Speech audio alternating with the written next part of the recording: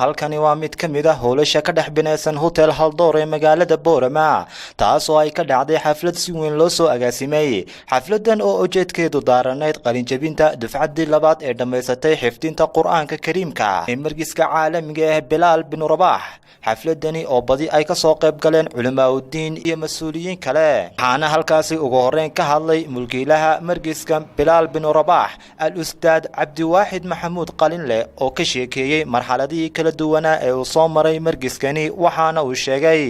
bacda salaam maanta horta waa xaflad aad u qiimo badan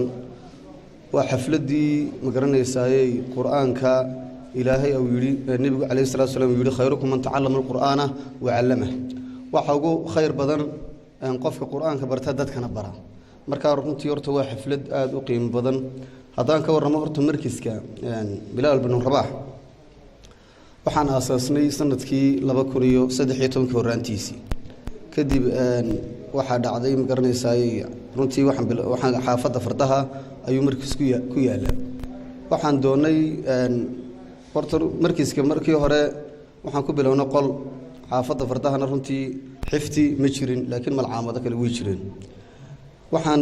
markii dambe tira ardaya iyo magaranaysaay qol baan helnay jira ilaa 3 sano aduu ku dhawaad 3 sano ku dhawaad u jira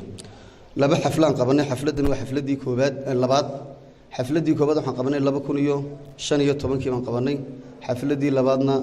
waxaan qaban hadda 2017 bisha sagaalaad 14 runtii 2015 kii waxa qalin jabiyay 12 arday qalin jabisay laba hablood iyo 9 inamood إن شاء الله تعالى حفلتنا وحنا نقول دون تاكو بيلا باتن رنتي هذه الشيء روحنا كشرنا إن بدينه ومد القرآن كحفتذاء حفاظة إن بدينه أيان هبين درار وهيجنا هي رنتي مركز كنا مهلين ولمال وقفية مهلين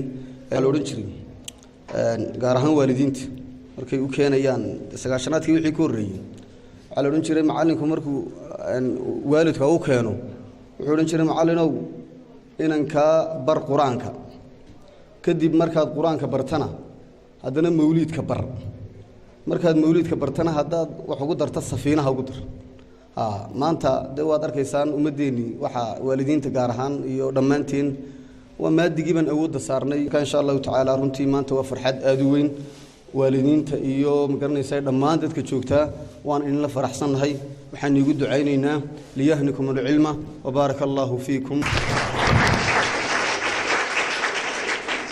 geesta kale waxa halkaas iyaguna hadalka iska daba qaatay Sheekh Maxamed Faarax iyo sidoo kale Dr. Maxamed Cali Ageeye iyo sidoo kale Sheekh Maxamed Xasan oo dhamaantood ardaydii maanta ka qalin jabinaysay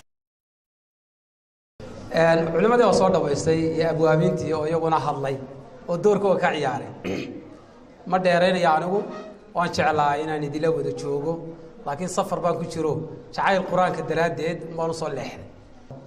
كتابك إلهي حنبارتين إلهي كجبقة كو هذا قرآنك وانا ميسين لكن عت جوري مركز لقلي عتبة الله سبحانه وتعالى عتبتي أهر رسالة أنت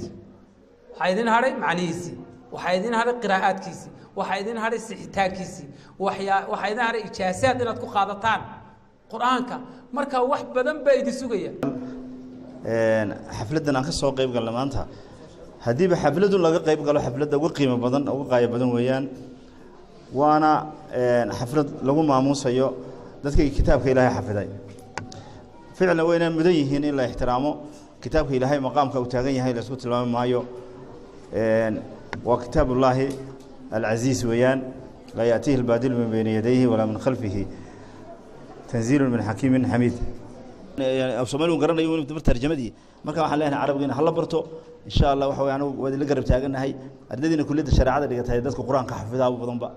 وهي فقه أحكام عقيدة ما برخريننا نعرف وقولنا وهنيئا لآبائهم وأمهاتهم بهم ونسأل الله أن يوفقهم ويحفظهم وفي هذه العجالة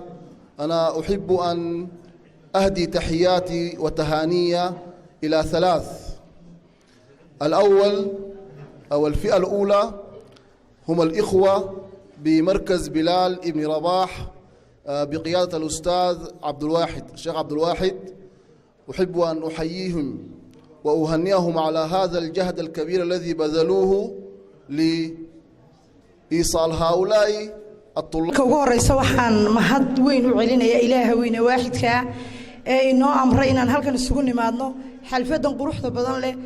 ee aan u soo agaasinay awlaadeena u bixeena wiilaliyo gabdhaba aadka aan ku jiro